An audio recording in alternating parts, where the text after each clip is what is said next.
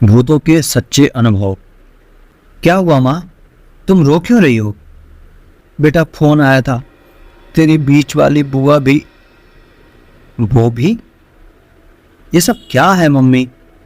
कौन लोग हैं ये लोग? किन लोगों की बात कर रहा है? मुझे सब पता है, बचपन से आप सबकी बातें सुन रहा हूं। पता नहीं कैसे पीछा छूटेगा।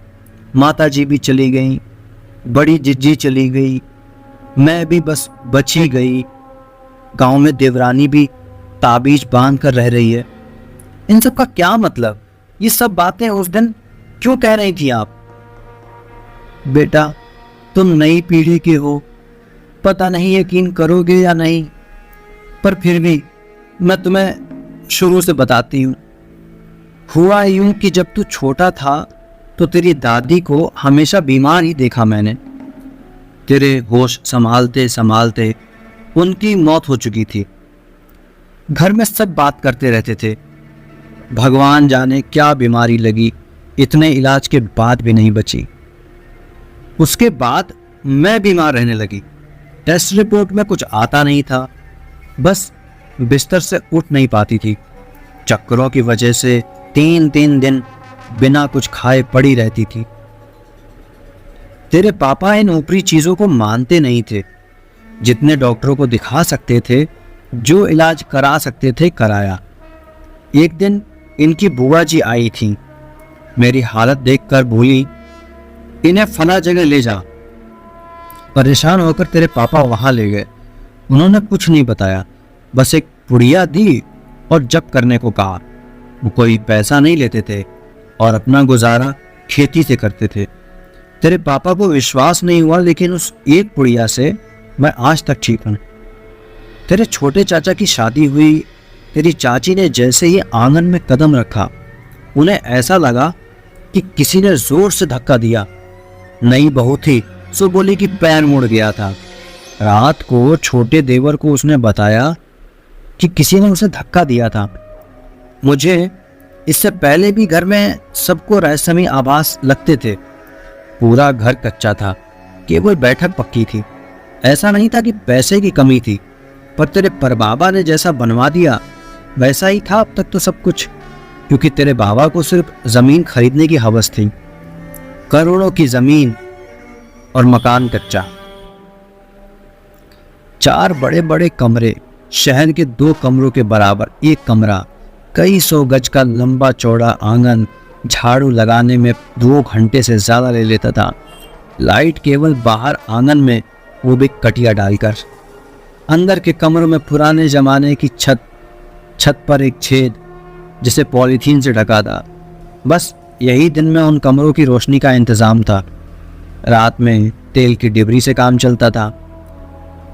इन्हीं कमरों में एक कमरा था अम्मा का, यानी कि तेरी परदादी का। अम्मा उस कमरे में ना सोती थी ना रहती थी, केवल उनके कपड़े और घर के बड़े बड़े बर्तन उसमें रखे जाते थे।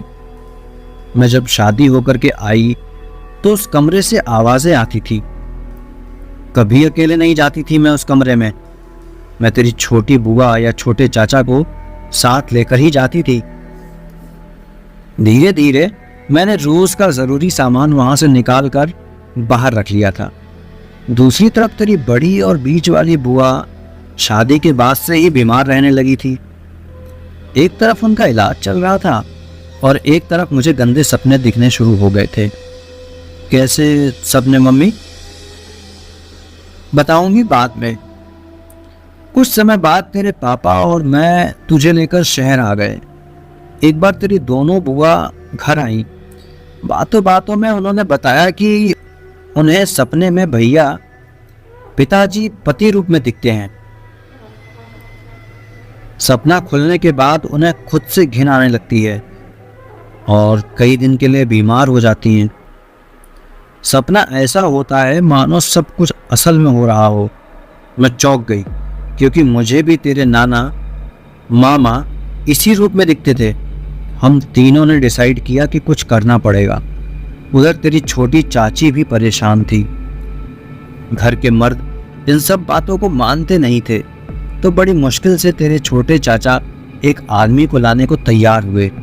वो आया और उसने अपना सारा सामान आंगन में फैलाया, मंत्र पढ़ने शुरू किए।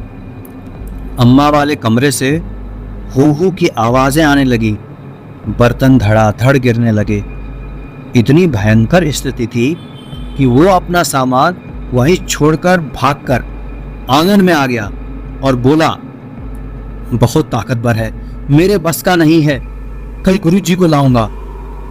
उसके गुरु आए, फिर उन्होंने जो बताया उसे सुनकर हमारे रोंगटे खड़े हो गए। ये कहानी अभी यही ख़त्म नहीं हुई, इसका अगला पार्ट जल्दी ही हम आपके सामने लेकर आएंगे। चैनल को सब्सक्राइब कर दीजिएगा। अगर ये स्टोरी पसंद आई है तो इसको लाइक कर दीजिएगा। मुलाकात होगी इसके अगले पार्ट में। तब तक आप अपना और अपनों का ख्याल रखिए। अद्भुत चैनल आप सबके मंगलमय होने की कामना करता है। धन्यवाद।